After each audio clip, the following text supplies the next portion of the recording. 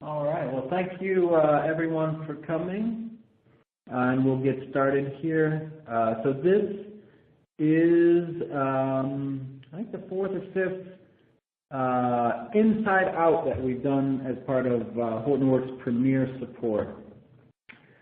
So we invite our Premier contacts and a couple other key clients, and we want this to be a special event where we show, in Inside Out, we want to show what we're doing to our key clients and give an opportunity for some dialogue and hopefully get our clients engaged and excited for what's coming down the pike, but also get a little bit of an understanding of where we've been and where we're going. So we're excited today to have Yolanda Davis and Arun from the Streaming Analytics Group do the Inside Out for SAM. So Ms. Davis serves as the streaming team lead for Hortonworks Data Flow, and she will be kicking off the dialogue. Now, let me just remind you, there is a Q&A area. So ask your questions in that Q&A area. We actually have a team standing by to answer questions, and if we can't answer the questions, we'll do our best to follow up afterwards.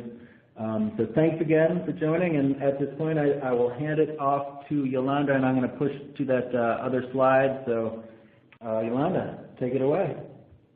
Perfect. Good morning, everyone, or good afternoon, depending on where in the world you are.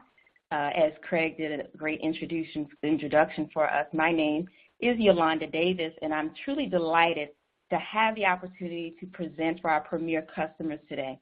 I'm joined by Arun Iyer, who is our technical lead on the team for Streaming Analytics Manager, and we're excited to talk about how this application can not only aid in simplifying the delivery of streaming analytics apps, but also help your companies quickly realize value in these initiatives. For myself, I've been in the business of developing data-centric applications and processing frameworks for years. And SAM is one of those applications where I say to myself, where in the world was this 5 or 10 years ago when I needed to create a particular system to do analytics and data that's streaming in? And I personally say this, quite frankly, with the memory of the hardship. And for those of you who operate in this space, you probably understand a lot of the challenges and complexities involved when creating these applications. And they can range from everything from data acquisition, dealing with different schemas and formats, trying to transform and enhance this data coming in, and definitely, when you have to do joins on streaming data or complex aggregations. And those are just examples of, a few of the challenges, which leads to long development cycles in some cases. You need to have particular skill sets in your development team in order to address it. And depending on how long it takes to deliver these solutions, many companies start wondering to themselves, well, how long is it going to take us to realize value and to actually gain insights from this investment that we've had? So our main goal today is to talk about how SAM, along with other components within the Hortonworks Data Flow platform, can help companies address these concerns. So here's our agenda for today. We're first going to level set and review the Hortonworks Data Flow solution as a whole so that we understand the ecosystem at a high level and where SAM itself plays a key role. We'll then introduce the breakfast architecture that will be used as a basis or context for our discussion, as well as the demo that I'm going to give a little bit later. We'll then want to spend a little time introducing a new component that SAM and other technologies such as NiFi, for those of you familiar with HDF, Apache NiFi, and Kafka, those technologies leverage as well, called schema registry, which helps us to centralize our understanding of data schema. And then we'll review and demo SAM itself in the mindset or in the context of 3 different personas. We have our operational group who are very concerned with where our applications run. and the resources available to those application developers. Of course, our application developers who want to quickly create these streaming analytics. And then the folks in the business, or our business analysts, thinking about how they want to immediately gain insights into the data that's coming in real time. From there, we'll throw it over to Arun, who, to me, from a technical standpoint, the star of our show today, because as well as the amazing team that I work with who helped to deliver SAM. But Arun is going to peel back the covers for those of you who are the true hardcore developers and present at a high level the architecture of SAM's features, as well as highlight how you can extend SAM and customize it when you need to. Because the fact of the reality is you're not going to be able to solve every iteration. I would love to say, you drop SAM in the door and then it solves all your problems. But that's not a reality. We understand that there are certain use cases that SAM would need to be customized in order to help you do. So Arun will walk you through how SAM is customizable and can be extensible in order to meet your needs. And then finally, we'll discuss the road ahead for SAM. SAM was introduced within HDF GA 3.0, but we'll give you a little bit of insight in what's the road ahead in HDF 3.1. And then as Craig said, we'll end up with Q&A, but I encourage you, as we're going along in this presentation, please submit your questions. We have quite a few of our team members to address it, and what we'll do is any question that we feel that you need to know as well, we'll make sure to highlight it. So I encourage you, definitely put your questions into the chat so that we can address. All right, I know many of you are already leveraging HDF or Hortonworks Data Flow Platform or HDP platform in some form, whether it's to ingest data from various sources as far as out from where we call the edge, where data is first created. You might be using Apache NiFi or Minify to solve that problem. Then you need to transform and enrich it somehow, get it to land in our data at rest platform, which is HDP, whether that's to HDFS or to Hive or some other component within that particular solution. And then from there, you might do some additional analytics or reporting. But we want to make sure that you walk away today with an understanding of how our solutions support and simplify the design and execution of those transformations, enrichment, and analytics of data while it's in motion or while it's still on the way to its final destination at rest. And more importantly, we want you to understand why that is important. For one reason, in many cases, the more work that you can do in order to curate and analyze data before it reaches its final resting spot, its final destination, the more things that you do ahead of time before it gets there, it can shorten the time it takes you to do additional analysis on it or produce some reporting. And that's because in some cases, the work is offloaded. You're not doing it all in bulk, it's distributed, and then it can make those later things you have to take care of once the data is at rest a lot faster. But just as important or even more so is the fact that there are some insights into data that are only valuable for a very short period of time and can only be recognized within a small window. So, for example, you're in your car, you're driving down the road, and your car begins to detect an object getting closer at an alarming rate. Or if you are a diabetic or someone who needs insulin support, you have a modern insulin pump, perhaps with a glucose sensor. Let's say what happens when that glucose sensor detects a sudden rise of glucose levels. Recognizing that information an hour later, or even later than that, once that data is finally landed and gone through some churn or processing, that really has no value to that driver at that point in time. And that definitely has no value to that patient at the point in time in which these things are detected. In these cases, the ability to detect and act upon those perishable, what we call perishable insights, that's critical.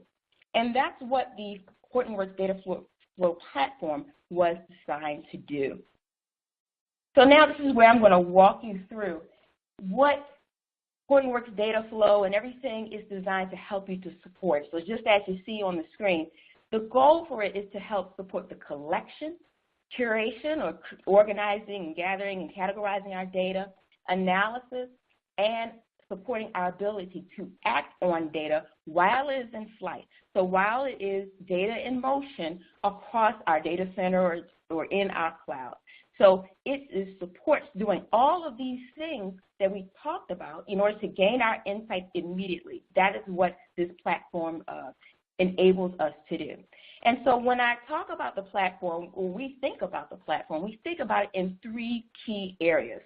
The first side, I'm going to start on the left in that green panel there, is our flow management area. This is where we're thinking, how do we easily and securely get that data as far out on the edge? Maybe it's that event, from the car detecting that object coming in. Maybe it's the event from that monitor detecting that glucose level. How do we get those events as far out as when they are created into the organization, transform that data securely and reliably, ensure that that data lands where it's supposed to be? How can we see, all the changes in which that data goes through? How do we get provenance information from that data? And how can we ensure that it lands where we need to be and be intelligent about it, right? How do we have governance on everything that happened along the way? So our flow management key components within that, Minify and NiFi, a lot of you might be familiar with it in your organization. It is geared towards helping to manage that area of ingest and ensuring that data flows throughout your organization in the places where it needs to land. Apache NiFi introduced this ability to simplify the experience of handling that. A large part of my career in the past dealt with traditional ETL-based systems. And of those of you who are out there and might have worked in those worlds, you know that the time it would take to stand up frameworks, know how to transform data from various different sources, that took a lot of time unless you had frameworks in place. And when things changed, of course, you had to change with the times. So with the introduction of Apache NiFi, it definitely helped simplify that, provide an easy-to-use interactive command and control console in order to alleviate the need to have certain skill sets available to get your data flow managed and executed. Paired with Minify, Minify allows you to have that same NiFi functionality, but in a lighter footprint, so it can run in the IoT space. So when we're talking about those vehicles, or we're talking about those smaller devices, Minify helps to fill that gap. So when we talk about that flow management side, those are those key components there. So let's transition on that blue side where we're talking about stream processing. Once we get this data streaming or flowing into the organization, how can we on a real-time level understand and assess and perform some of these complex operations that I hinted about previously? How do I take all these streams that are coming in from various sources and maybe do some complex joins on them? How can I use windowing and aggregate over a series of events that came within the last 5 seconds, especially with that object getting close to my car? How do I know, as closer I get, other factors that can come, different events about weather that could be impacted that I need to aggregate as well? So the technologies that we had prior to HDF 3.0 were Storm and Kafka. Kafka being our streaming data solution in order to get that data in, and then Storm being the first-class citizen engine within the platform that helps to do that streaming analytics processing, helps to do deploy those applications that helps us get those insights in a continuous and real-time manner. And these are the underlying technologies that help get us those immediate insights, within the car that's going to immediately alert, hey, you need to swerve because that object is coming. Or, hey, to the patient with that monitor, you need to, do something and check your levels or call your doctor. Kafka and Storm are those engines that help support that analytics side. And then if you look at the third component, that's our enterprise service component, right? That is where we have the tools that support the deployment, the provisioning, configuration management, ensuring security across all of the components within HDF. Specifically Apache Ranger, if any of you have a Ranger in your environment, I hope you do. It helps to control out the authorizations, who can access what systems, what pieces of data within our environment. And then Ambare, which I hope everybody's using when managing your HCP or your HDF platform, is where we work to help provision our clusters, manage them, monitor them, ensure that security is in place. So with all of these three components, they all come together in order to support HDF in order to help deliver these analytics that we're trying to help get out. But the challenge that we identified in working with customers who leverage this platform is that skill set gap and that speed gap, right? So one of the things in using Storm, it's a great, tool and an engine, but there are specific skill sets that people need in order to develop in this space. From an operational aspect, you have a lot of considerations, understanding what clusters things need to run on, where to deploy our topologies once we execute it, how to set up and make sure we understand where our applications are running. And customers are looking for an easier way to make this happen. How can I capitalize and support my developers so that, I can deploy these streaming applications a lot faster than I have before because I want to get to these insights quicker. So that's where we introduce HDF 3.0. And HDF 3.0 is where we delivered SAM, which we'll go into further depth today, as well as another component on the enterprise services level called schema registry, which helps to solve the problem about schema that change over time and how applications themselves can share schema amongst them, especially when they're all dealing with the same event data, dealing with the same information. So I'm going to talk a little to schema registry before diving into SAM, because with schema registry itself, it's a core component, and we want to make sure you understand how that helps us realize value as well. So before I get started, an important context to set is our reference architecture. So, ironically, even though, the whole fleet example is something that we use throughout Hortonworks in order to talk about SAM and talk about streaming analytics, but ironically for myself, in the past I used to consult for a fleet management organization. And so what you see in this use case is very real. When it comes to dealing with fleets and managing your trucks on the road, as in the case we're going to follow today, companies are very concerned from a liability standpoint and from a safety standpoint on how those drivers are doing. There are some, laws and stipulations that talk about how long truck drivers need to stay on the road in order to assess their alertness, ensure they get enough sleep. And then also there's assurances around how fast they are going.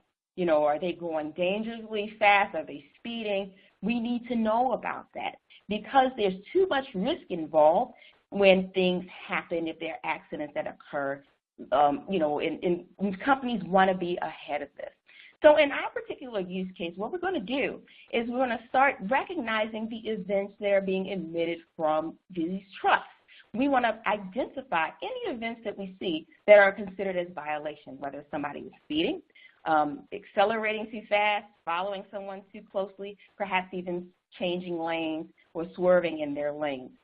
Also, we're going to track our speed events separately as well. We want to see if there are particular drivers that are going way too fast, and not only that, are going fast for a longer period of time. And again, companies actually use this because they want to be proactive in sending notifications or perhaps doing some modeling to say maybe this person shouldn't be on this route or maybe this person might not be the best fit for, a safety and a liability standpoint. So let's see how we can implement this with the HDF solution. All right, so let's say we have our trucks out there and all of our trucks gather these particular data events, so like we just talked about, whether it's speeding, what speed are you going at, where are you located, what are you doing at this particular point in time, and all of those events get dropped onto our little Kafka topics symbol there. So as those events are streaming in, we have to consider a couple of things from an architectural perspective. I have a fleet company that manages trucks around the world, so I might have different cloud instances or clusters running where I'm streaming in this particular piece of information depending on where those trucks are located. So, one truck might be in another country where it's easier for it to send up to China or Germany, in these instances here. And we also want to emphasize that, these platforms are all supported as well in terms of streaming data up into those systems. And then just to talk a bit about NiFi, one of the things for those of you who don't use NiFi, as it does ingestion of your data, is it has the ability to not only have, you don't have to have just one big old NiFi cluster running and processing your data. You can actually have a series of clusters, of varying sizes that communicate to each other. So you might have one cluster running on one data center that collects all this information from the cloud and does one set of processing, and that cluster can speak to another, a NiFi cluster via what's called site-to-site protocol. It can be a secure protocol to ensure transmitting data from one NiFi cluster to another in order to propagate the flow throughout your organization. And then that can send the data on Kafka topics in order to send it egress down the road, I'll say, into your other environments. One other thing to consider, not only if you have some other mechanisms to put events onto the queue, but Minify itself can run as a smaller, remember, it's like a lighter footprint of NiFi to do some lightweight transformations right where the event was created before shipping it off. Talking to what I said earlier, any way that we can distribute some of the activity around getting data prepared for its final resting spot, it's a good thing. So Minify gives us that ability. And in this case, we can actually use Minify to push directly to Kafka as well.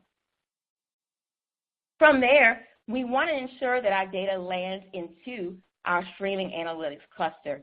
So in our case, we'll be taking that data that NiFi finished processing, landing it within Kafka on a cluster where our analysis will be running.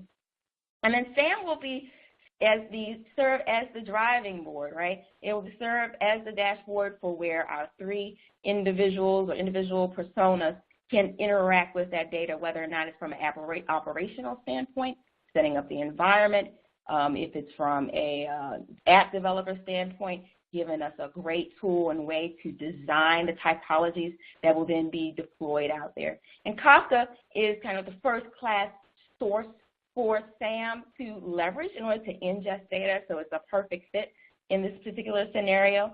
Kafka data will stream in to the topology that's designed by SAM on the environment in which SAM dictates. And then finally, those events or those outcomes that we get from our analysis, we'll make sure they land into our real-time applications, whether it's a dashboard, ensuring we send out some notification based on the things that we detect, et cetera. And then finally, one of the key players that's in the center of this is Schema Registry, which I'll talk a little bit about in a second.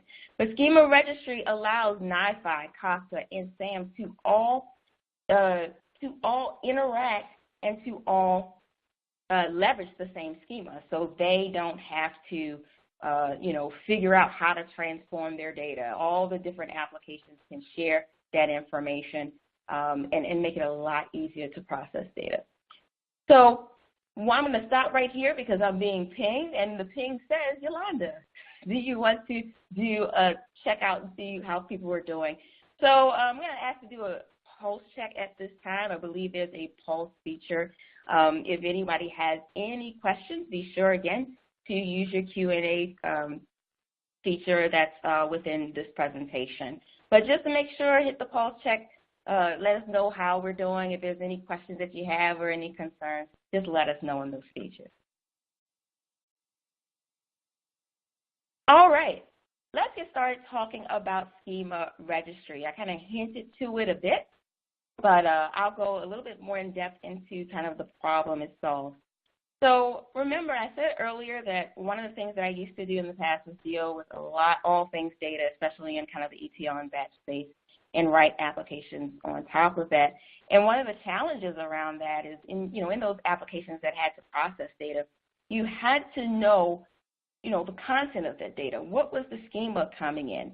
And when you create those applications, they had to be hard-coded with that information in the past. And every application that interacted with the same type of data, with that same data source, it needed to know that as well, which can be very difficult to manage when somebody decides to change the schema, whether they're eliminating eliminating columns or changing property types. It can be a challenge.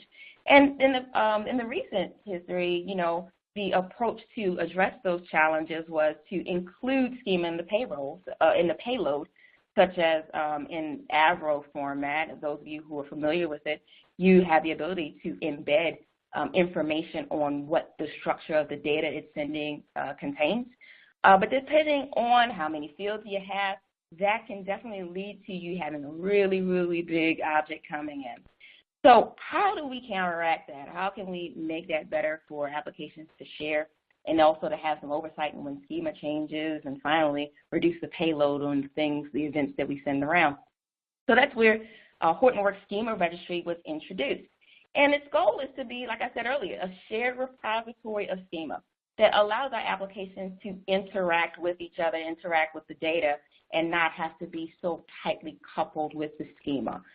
Schema Registry basically allows these applications to quickly look up where, what is in a particular event or what is in a particular instance of data coming in, be able to effectively parse that depending on the format of the data that comes in, and to do some operation on it without having it to be, directly embedded in. And the other thing that's important, too, is from a governance perspective. It helps us to be able to track what happened to schema. I've been on calls with customers that said, well, we have to, react really quickly because somebody changed something, and we have to be able to hurry up and fix it.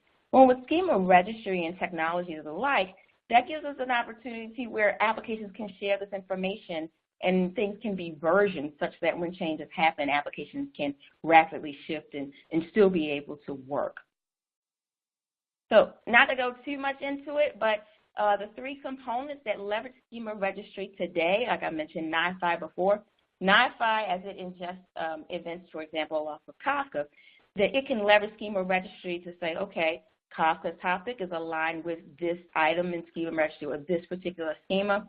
That helps NiFi to be able to be what we call record aware or schema aware rather, and read that record into memory in a streaming form, be able to do some operation of it because now it understands the data and the data type that's in there.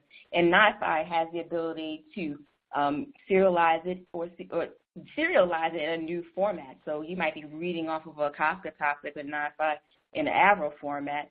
NiFi can look at Schema Registry and say, okay, it has these three fields, and it's Avro. I'm going to translate that, and I'm going to rewrite this in CSV.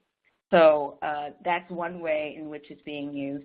For SAM itself, it leverages Schema Registry, and we'll see that in a bit, in order to look up the schema of a Kafka topic. You'll see very soon how quick it is to add Kafka topics as sources onto our drag and drop environment. We'll get into that in a bit. And SAM actually uses that to understand what data or what attributes are coming in that data, so that it can say, okay, here are the operations I can do. And you can see as you drag and drop and create this typology, you can see how those different attributes can be selected and changed as you move things downstream. And then in a future release, Atlas, which is a key and critical component from a governance standpoint and also is leveraged within the security standpoint, Atlas can be leveraged as well. It uses, right now, Hive Metastore, Atlas pulls its schema in. In the future, Atlas will be able to capture schemas from Schema Registry and apply tag-based policies, or actually support the ability to create tag-based policies that says, okay, if you add a tag on something, maybe somebody cannot access data where the schema for their data said, hey, only person A or group A can see this particular data. So I'm going to hope that our presentation server cooperates, and hopefully everybody will see my sharing screen in a bit, where I'm just going to give a sneak peek in the context of our reference architecture, how Schema Registry is set up. So for your benefit, Schema Registry allows us to save, there we go, allows us to store information around our schema. So in our particular case, we want to we have 4 different topics up there. We first have this raw topic, so the events that are going to come right in from the trucks themselves. This is the schema that defines that. We'll have 2 different types of events. One event that's going to represent, the basic events from a car, or for the truck rather, and then another event that's more geared towards the speed. And then there are 2 more topics that are going to be leveraged more so when we get into SAM, and then the schema we have defined here as well reflects those topics. But an important thing to note, and I won't go too much into depth, is how we can track versions on this information. We also have the ability in Schema Registry to store the serializers and deserializers that are aligned with that you can leverage if there's particular formats you need to support. Right now, with this particular data, these topics are bound to an Avro format, but you're not bound to solely Avro. And what you see in terms of the type itself, schema registry, and I'll leave my engineering colleagues to correct me if I'm wrong, but the schema itself is managed in the Avro type. It doesn't say that the data format itself needs to be Avro. Just in our case, it will be. All right? So just a quick sneak peek, kind of honoring time today, but sneak peek on schema registry. Okay. Let's move on to our stream processing. So the whole reason why we're here today, why SAM? So for those of you who are familiar with NiFi itself, familiar with that whole use case itself, you already have experienced this, and I like how this slide says a delightful experience. And I understand the delightfulness in that. If you've ever been in a world where you've had to write programs that did XML transformation, and all of a sudden you're dragging and dropping processes that don't do it itself, it puts a smile on my face. So hopefully, that's what we need. We want to have those same delightful experiences when we're on the streaming side that we've already established on the flow side. And that's what we say in that second line. We want to give that same experience for those people who are building streaming analytics that we give for those who are building and doing flow-specific management. So, and this is what SAM is designed to do. It's that new product that we just delivered to help us design, develop, deploy, manage our stream analytics with that drag and drop mindset. Those complex activities that we want to do in the streaming sense. How do you correlate two events that are streaming together on, two separate topics? How do we enrich data as it's in motion? We haven't even gotten it to where it's going to land. But how do we do that? How do we identify some complex patterns? How do we aggregate on a window of events coming in within 5 seconds? And how do we quickly get alerts out when we identify problems? How can I stop somebody from having that object hit their car? Other thing to note too, Storm is our first-class engine for delivery. However, we have the flexibility to support, definitely in the future, other substrates or engines to support the analytics as well, Spark Streaming being one, Flink being another. And then finally, in Arun will definitely go into depth on this, extensibility is a first-class citizen. We know we can't solve all your problems within SAM. We know there are going to be some use cases that you might have to extend.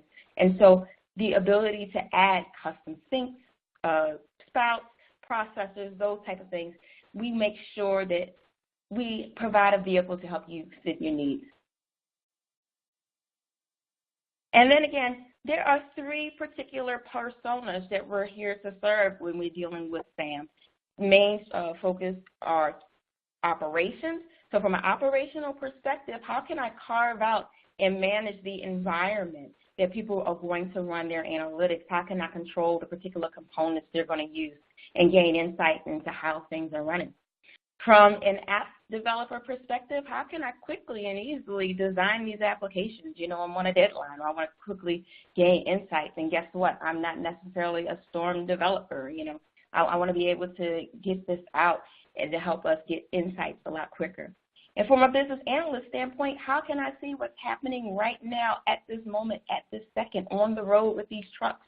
How can I get some visualizations that make sense to me to see where these trucks are and, how fast somebody's going and who I need to call, into HR to say, wait a minute, how can we deal with these people going too fast?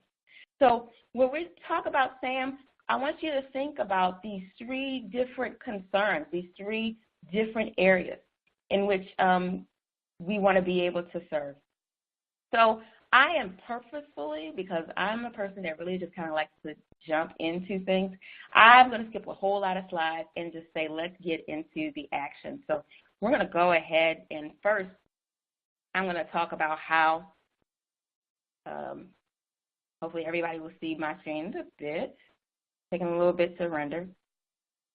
So first, I'm going to talk a little bit about how we're simulating this data and how we're getting this started.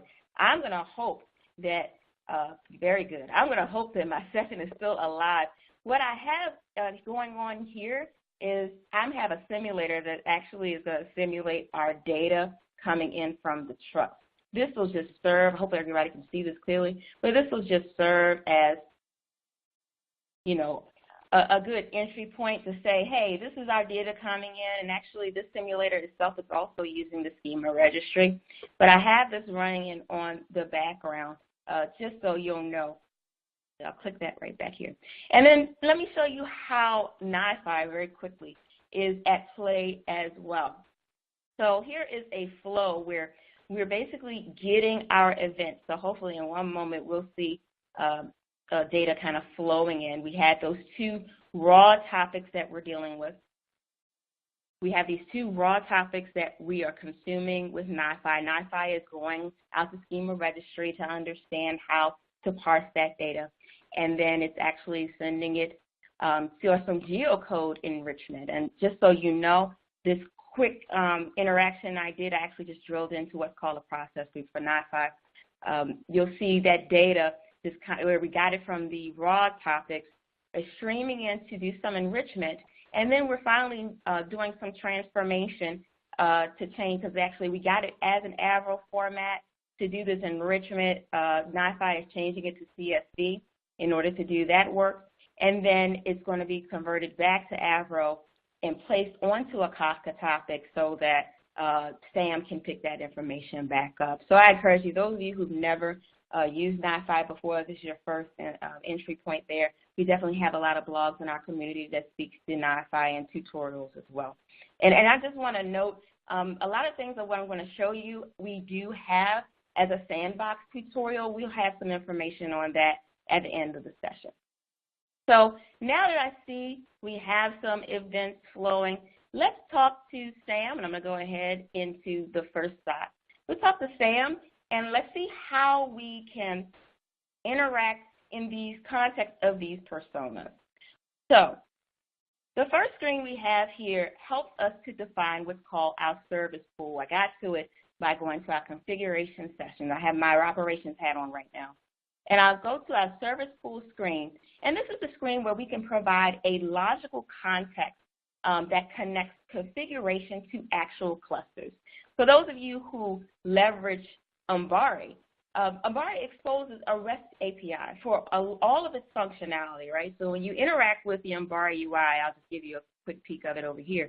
You interact with the Ambari UI, it really is just a REST-based API. So this whole UI behind the scenes, you can access all of those different calls in a separate application. And that's what SAM is doing as well. Within SAM, you can identify by URL the cluster that you want to point to. I already have one set up here, but you can just add in the particular URL in this structure for an existing cluster and do an auto add. It'll ask you to log in if you need to. And then what SAM does is it reads in all the configurations to understand every component that's running within that cluster. If you don't have a cluster set up particularly, but you have different services set up, maybe in a certain area, you can also do a manual configuration of a cluster where you can set up a new cluster on your own, and then it'll give you an option to select the particular components and configuration settings for that. So from a timing perspective, I won't go into that activity, but I just want to show you your selectabilities here. From an app developer standpoint, this is going to be a really big deal, and you'll see why in a bit, because from your application developer perspective, a lot of these particular configurations for services, you really need to know and configure within your app. So the service pool will help set the stage to define what our application, streaming application we create with SAM can leverage. So the next area we go into from an operational perspective is an environment. So this is where I'm going to actually play. Our environment gives us a space to say, here is where an actual application is going to run. So I'm going to create a new application. And with this application, I can select some of the services. I don't have to select all of them, but I want to select some of the services I want to make available to it. In my particular case, on this demo, what I'm going to do is I want to join some streams from 2 of the topics. I'm going to probably do a join on those streams. I'm going to do some filtering because I want to see, who is driving ridiculously out there, who is like really speeding. And then I want to save some of that data to HDFS. So I'm actually just kind of selecting the components that are going to be important for my application to run. And so this helps to further carve out the environment for one or more applications to run. And also from an operational standpoint, it can help kind of isolate, and set up some multi-tenancy, to say, hey, this application will only have access to these resources. All right? So let's leave that operational aspect, and now I'm going to jump and put on my app developer hat right now. Oh, and by the way, for those of you who are familiar with Julia Child, if you remember, if you ever watch her cooking show, she likes to start the recipe, but then show you the full baked out solution. We'll have that concept here as well. So you'll see me create part of an application, and then you see the full thing. So now I am going to create my own application. And I'm going to start off by saying, exactly what I just said in terms of I want to understand who out there is doing bad things. So I'm going to give my application a particular name where I want to correlate some of my bad driving events. And then I'm going to set up the environment in which I want it to run. I'm going to go ahead and put it on this Yolanda test environment. And there we are. So now you're in the screen where we have our canvas. Remember that nice, easy drag and drop environment? Here is where we have that experience. So the first thing is I'm going to pull a source.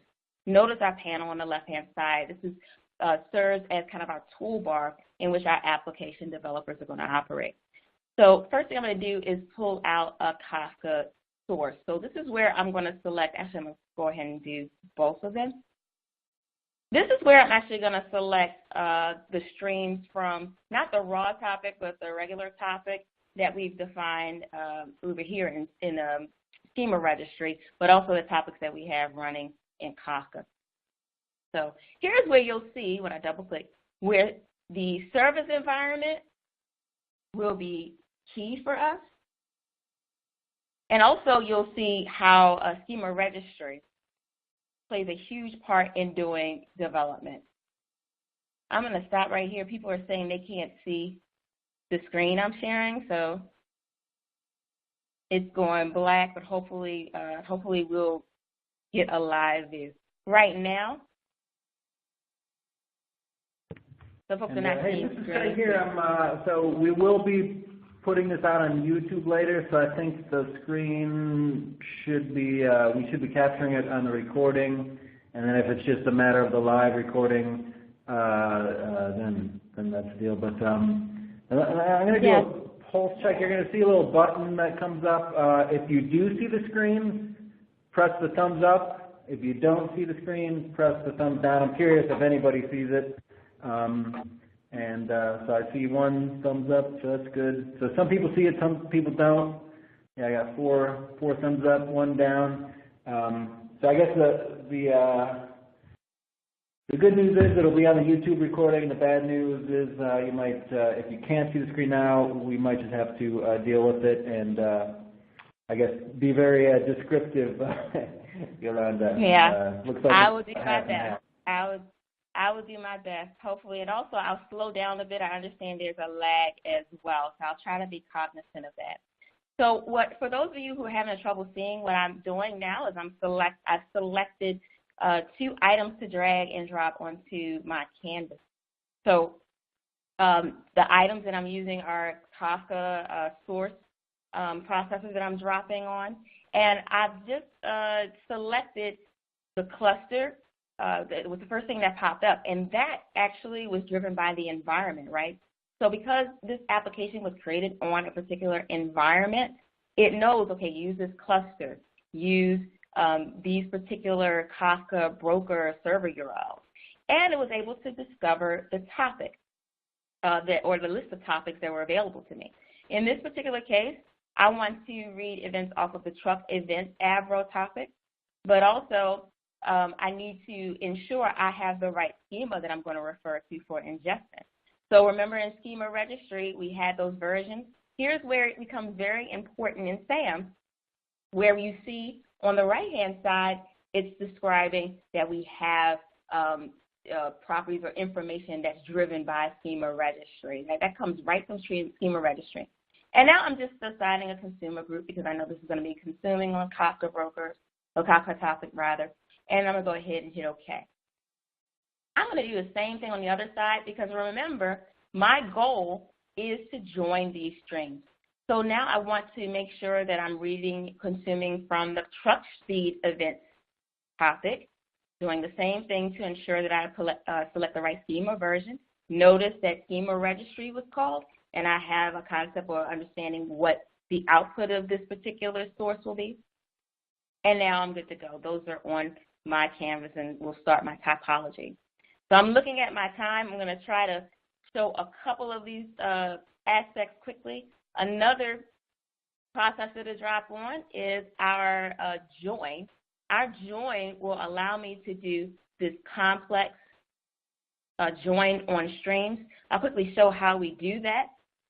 So it notices both of the incoming Kafka streams that I have, so I'm able to select as it has unique identifiers that I can select from. I know that I want to select both streams, and I want to join them by driver ID because I have a really big interest in seeing how the speed events versus the regular paired events come together. I'm going to do an inner join on that and ensure that the driver ID on the other stream is matched together. For a windowing standpoint, what window are we going to do these joins on? What window of time? I'm just going to choose 5 seconds. And then I'm going to make sure to select all fields because my goal is I just want to get all this data together. All right. Now, moving on, remember I said I wanted to filter some things out? I'm going to go ahead and put a rule. So a rule allows me, it's a projection that allows me to be able to say what events are going to project or basically be filtered out in the streams that I'm trying to build. So in this particular case, I want only violations, right?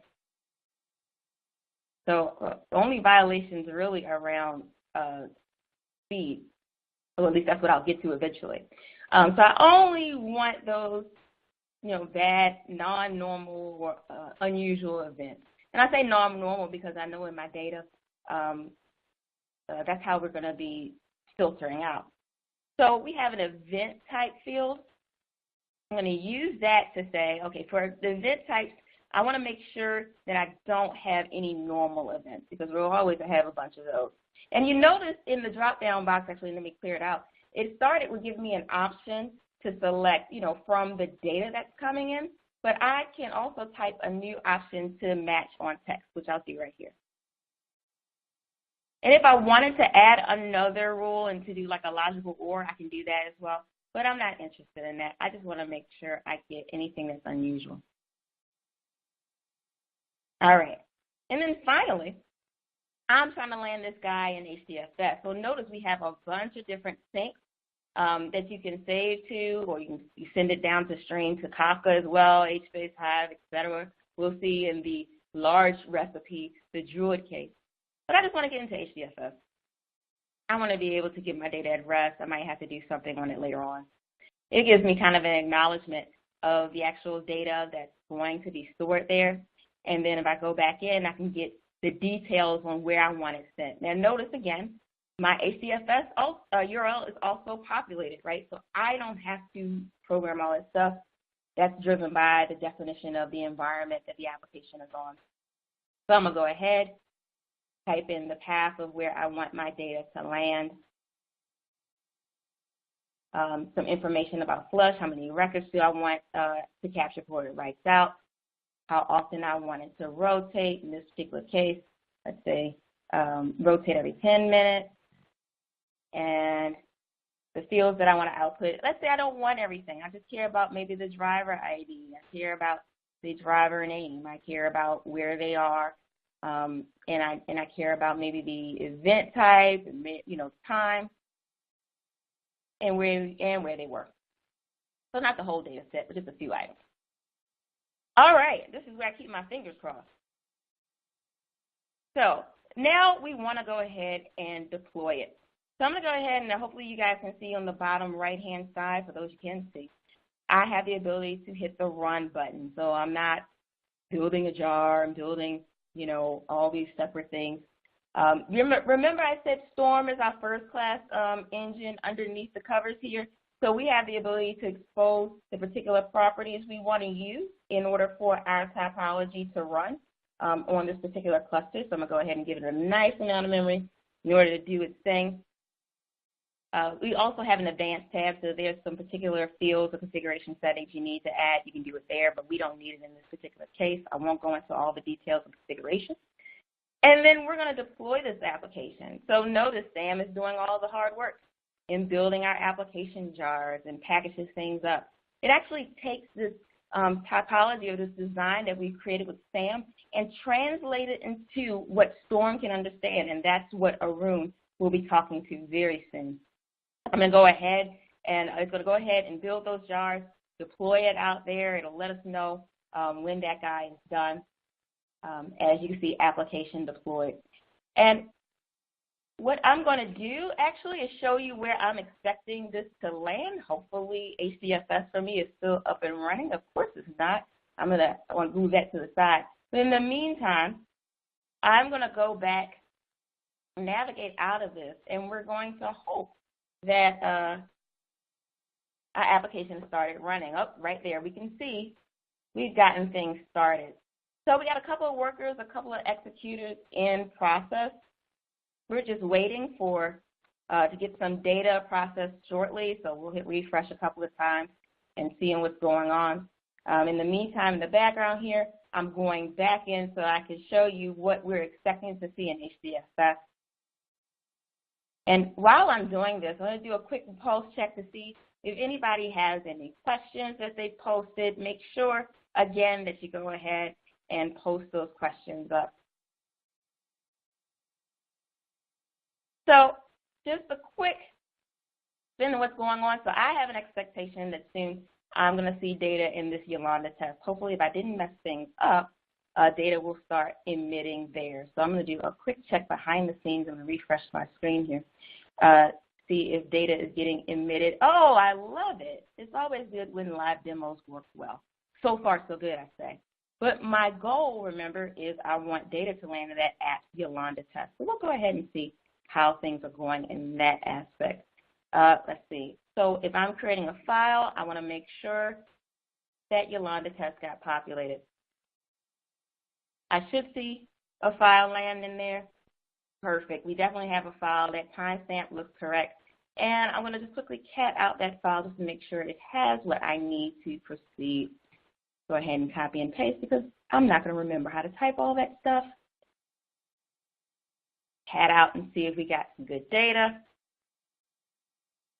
Survey says absolutely. And notice all that streaming, that definitely aligns with probably the numbers we have behind.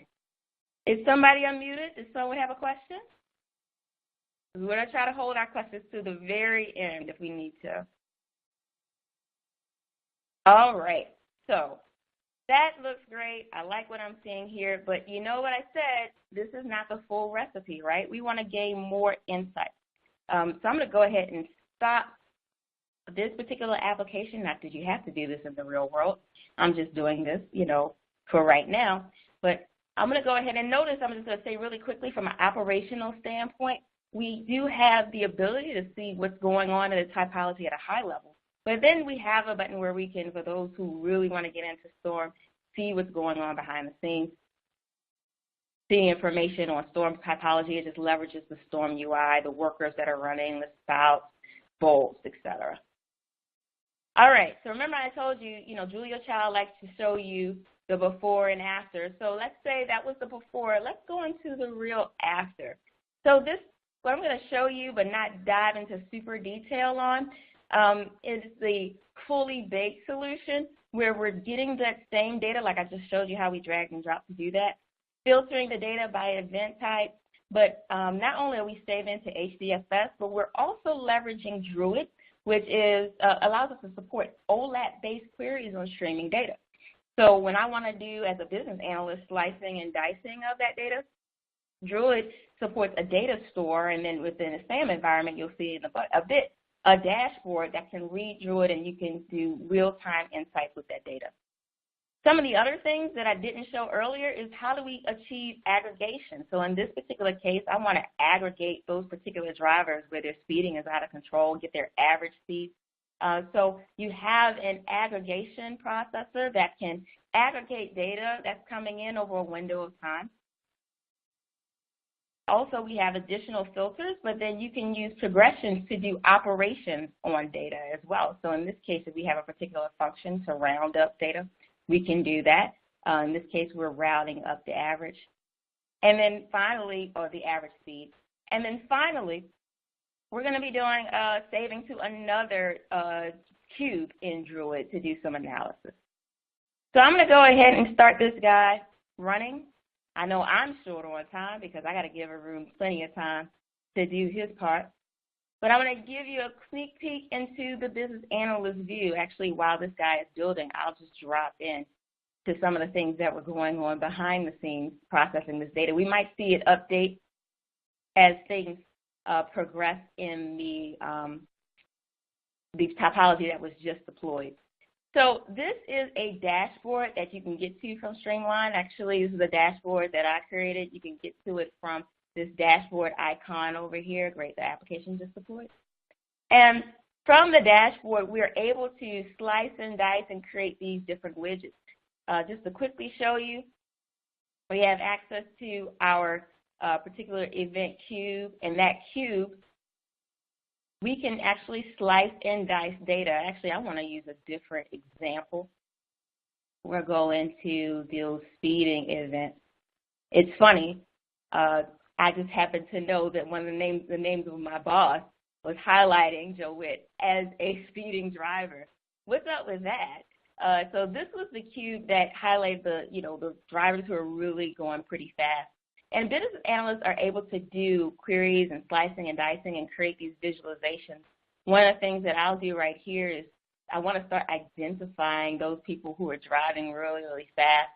It allows me to not only use a table view, there's a lot of different views and widgets that are available in order to start querying that data.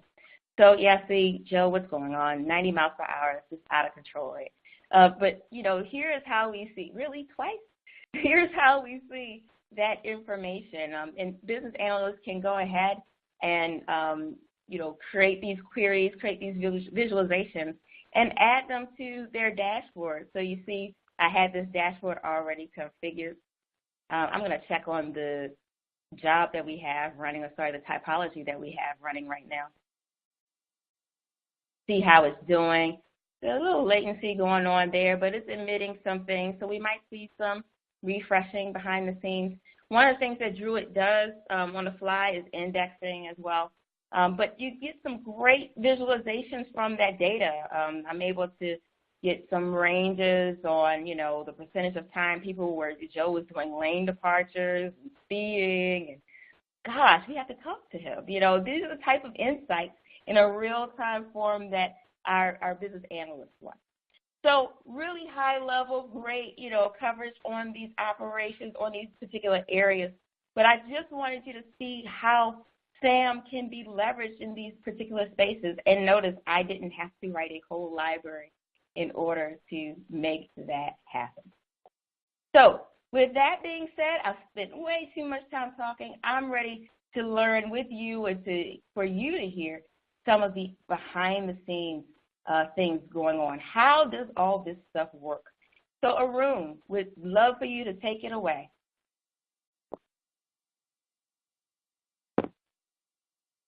Thank you, Yolanda. Yeah, I'm going to quickly cover the architecture of SAM at a very high level, like what are the different components in SAM and how they interact with each other.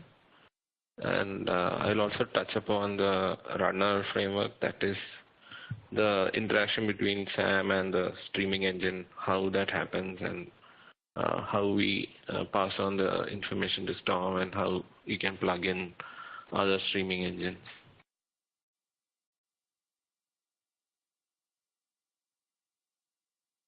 So SAM app, as Yolanda demoed, it's running in a browser, and you drag and drop different components and build your pipeline.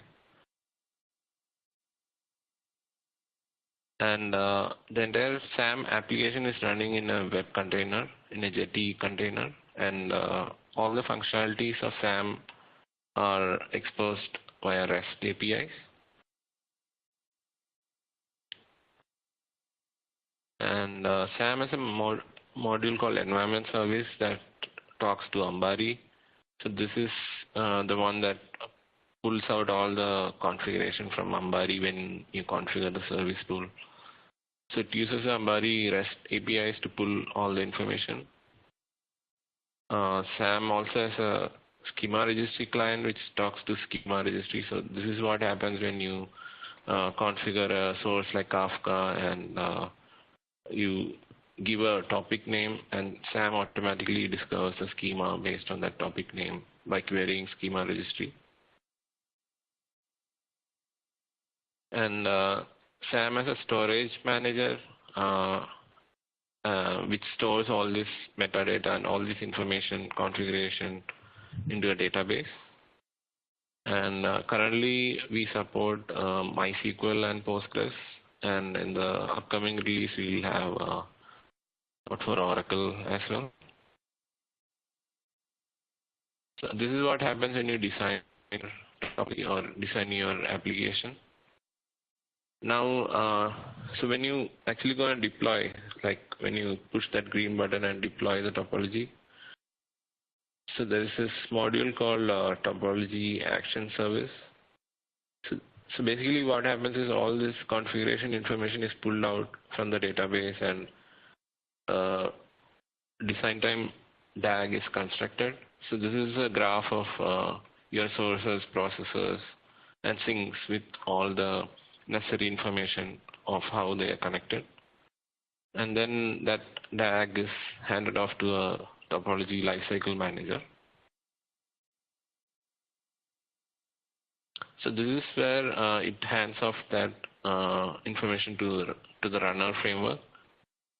So runner is the one that takes this SAM DAG and translates it into the streaming engine topology that the streaming engine understands.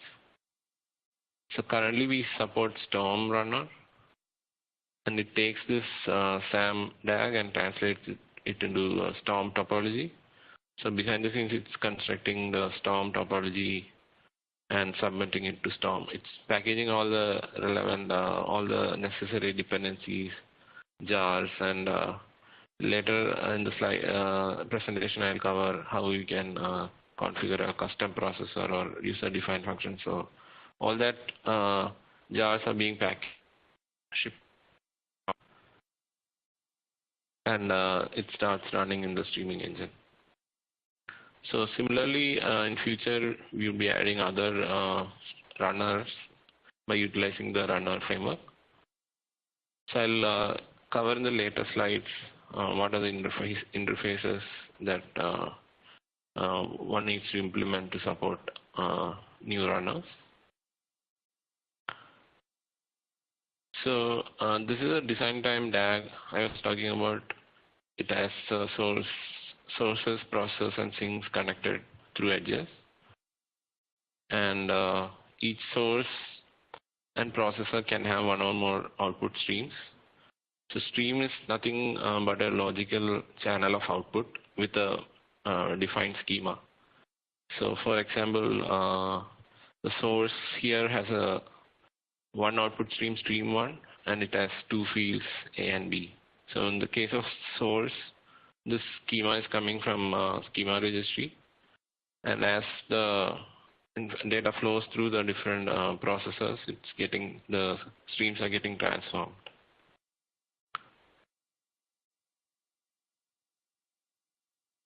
So this is a runner interface I was talking about. So this interface defines the different lifecycle methods for running your translating your SAM DAG into the runtime topology. So the interesting or the important method here is a deploy. So all these methods receive the topology layout, which is a SAM's layout, which contains a graph. And then in the deploy, the runner can traverse that graph and convert it into the runtime topology. And for translating this graph into the respective runtime, we support something called a visitor, where you can basically define different visit methods for the sources, process, and things. So these methods will be called back as the runner encounters the sources or processes in the graph.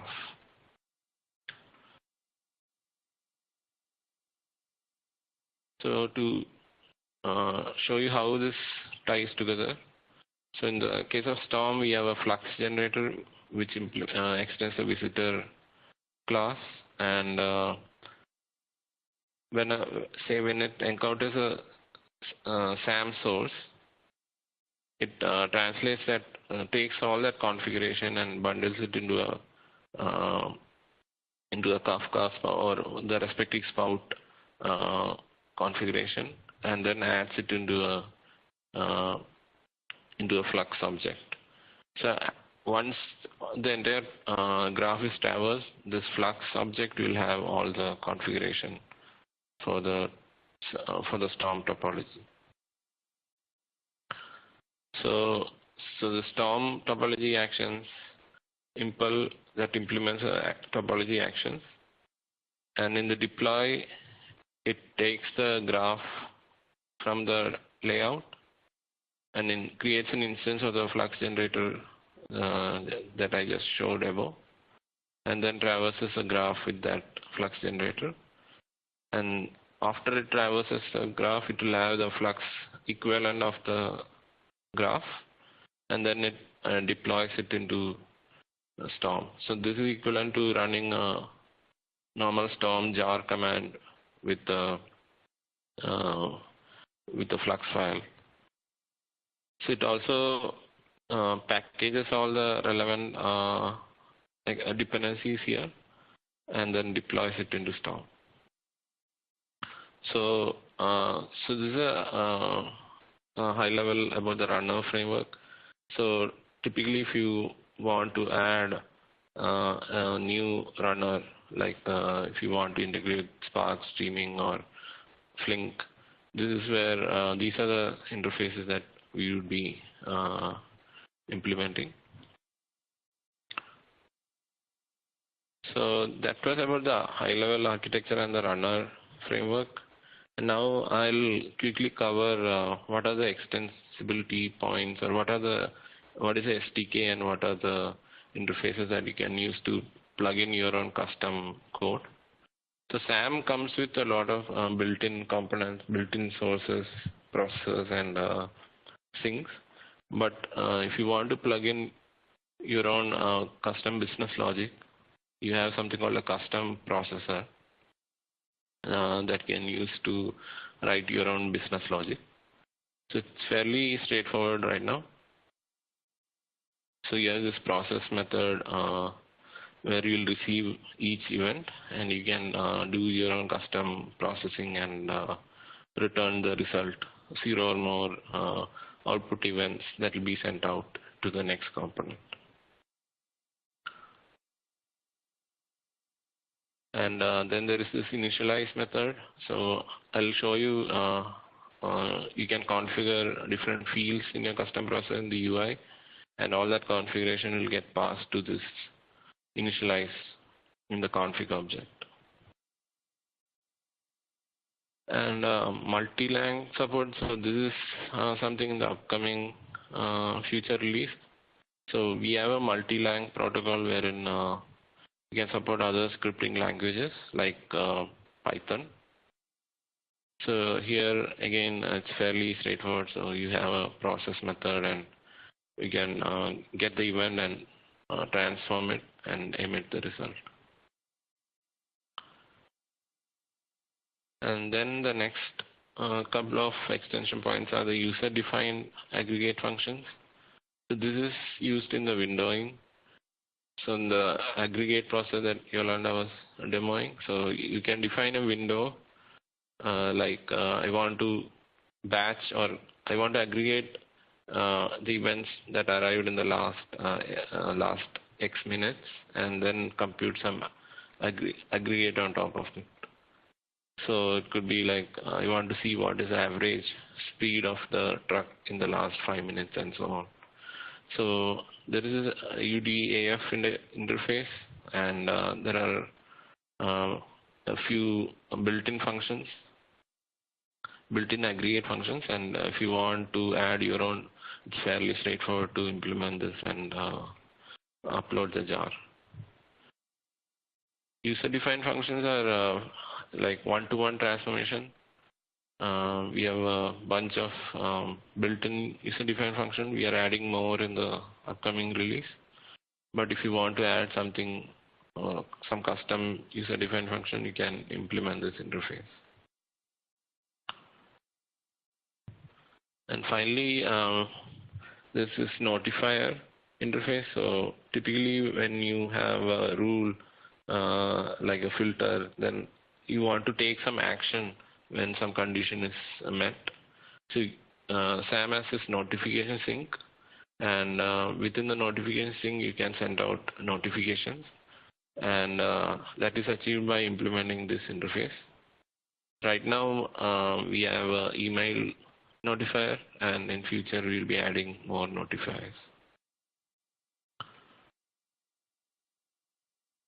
So that is at a high level about the extensibility part. I can quickly share my screen and show you how to add the custom processor and user-defined functions.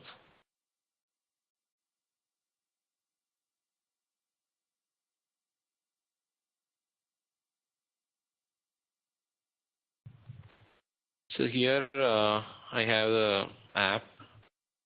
So typically you go to this application resources, and here you can add your custom processors or user-defined functions and notifiers.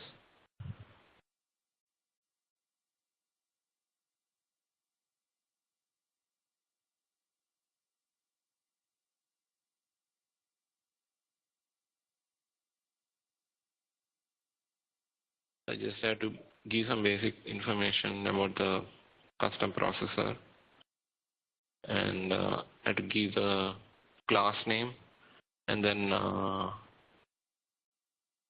upload the jar files. And if you want, you can add any number of config fields. So these are the fields that will show up when you actually use that processor.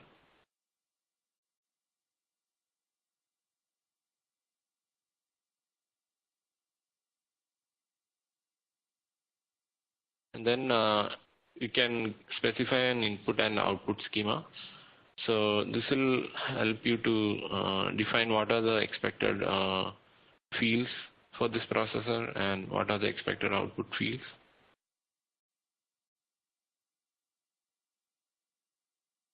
And then once you go to the application canvas,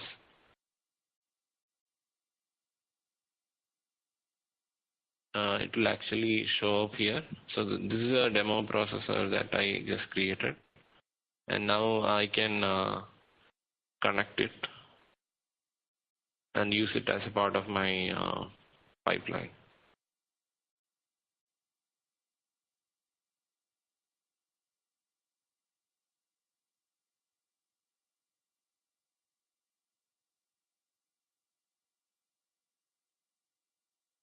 So here the field that I configured while defining the processor is showing up, so I can give some value here.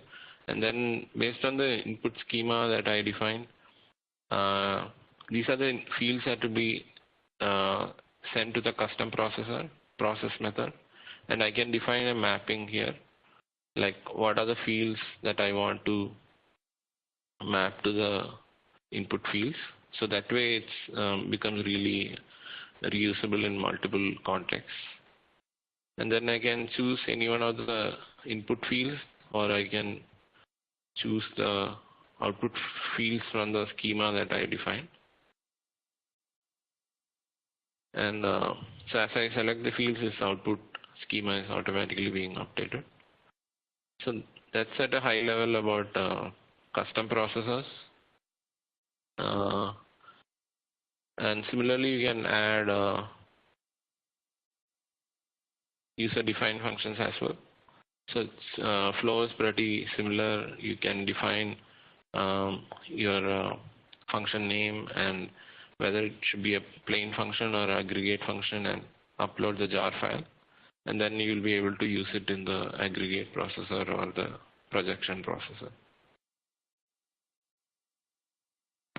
So I'll come back to the slides. I think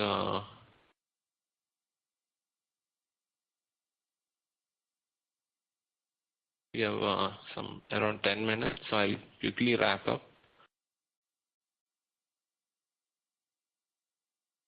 So this is about security and authorization support.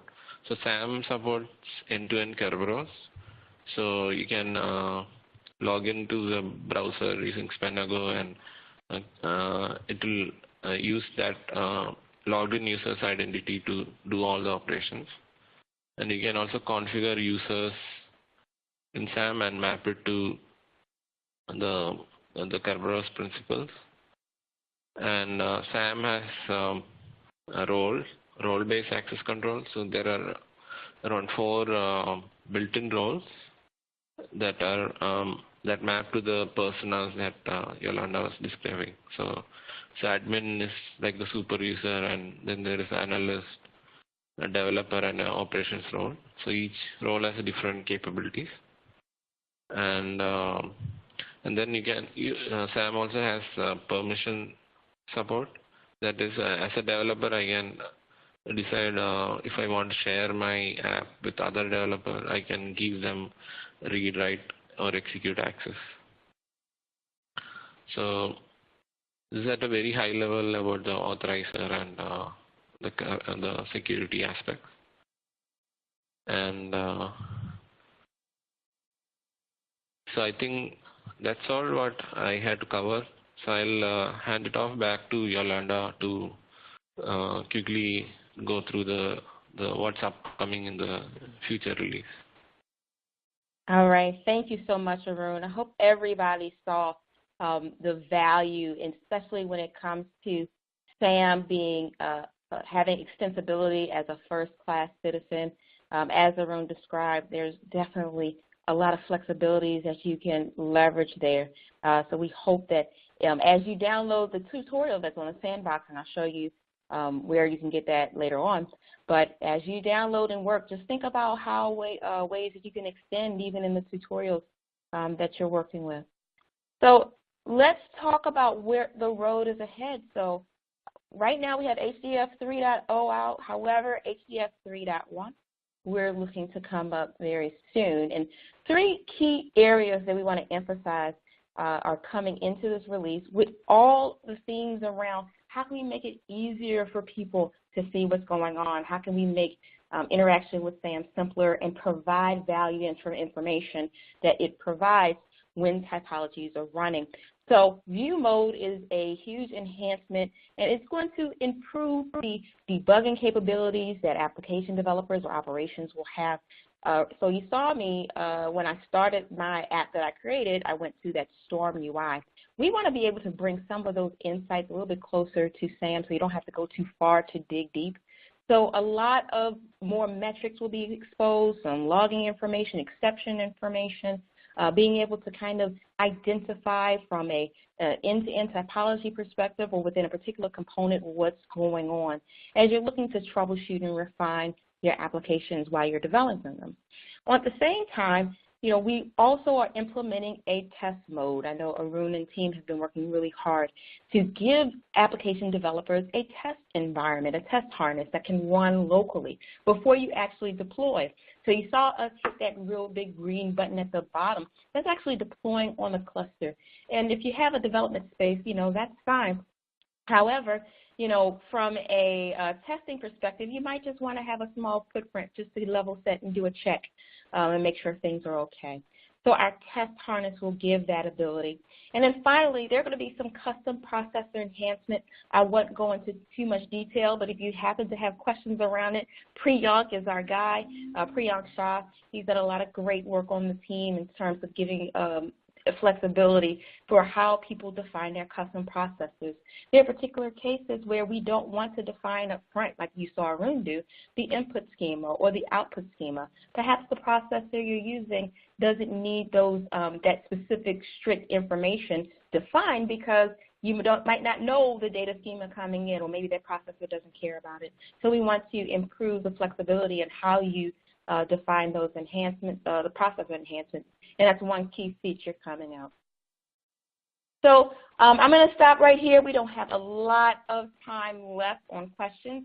I want to highlight a particular question that came in, which is specifically around, and I think Arun kind of addressed this, whether or not SAM can be configured to use LDAP. And right now, as Arun said, SAM uses Kerberos for authentication. But, there could be a Kerberos LDAP integration that could be leveraged. So keep that in mind. Currently on top of that, security right now is managed within the context of SAM. I know NI5 had that same initial functionality, but down the road we could grow into doing more integration within our enterprise components, such as Atlas, such as Ranger, in order to do those things. Didn't have any other particular questions coming down the pike, but wanted to just emphasize again, the things that are coming down the road. I know Arun also mentioned some UDFs that are coming to help increase the amount of user-defined functions that you'll have accessible to you. So a lot of flexibility in ways you didn't have before, especially in your organization. You just have Storm and Kafka, and you're writing frantically to get those applications out. So finally, in the couple of minutes left on this call, I said it earlier, but I want to emphasize that we have these tutorials available. So a lot of what you've seen, especially in the demos that you've seen today, you can try it yourself. I encourage you, go into the Hortonworks.com tutorial section where you'll find the real-time event processing in NI5 SAM, Schema Registry, and Superset. Superset was the visualization framework that served up the dashboard that we were using. So you can download that sandbox and get started in actually creating your own reference architecture based on trucking events. Play around with it. See how you can change that typology and deploy things differently than Yolanda test shows you. Also, if you want more rich information on these applications, specifically around SAM, check out our blog on Hortonworks.com/blog and look for the Hortonworks thoughts on building a successful streaming analytics platform. This was created by George Vedakandan, who is our product manager, as well as some others. It gives you insights on the thought processes of how we landed to SAM, and there were a lot of other articles connected to that. And then finally, as always, we have availability through our Hortonworks community. So when you have questions, want to look for new articles, let this be your primary source to find those things out. I know myself and those who are on our team will post things there frequently in terms of asking questions.